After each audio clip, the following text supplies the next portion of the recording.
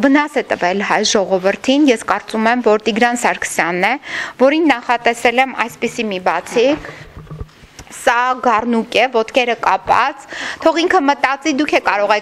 դուք կարող եք մեկնաբանել, թե սա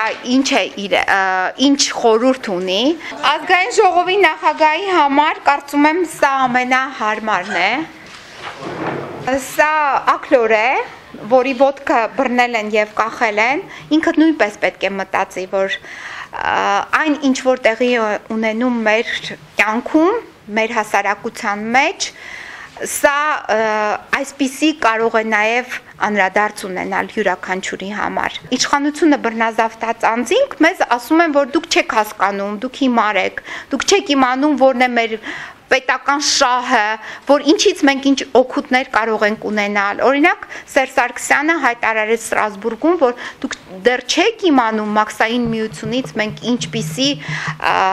օգուտներ պետք է քաղենք։ Իրենք էլ այս մարդիկ, ովքեր որ այդ փորձը կատարում են, դրանք հիմնականում խաբեբաներն են եղել այդ ժամանակաշրջանում։ Սա ուզում եմ ես ուղարկել Սերժ Սարգսյանին։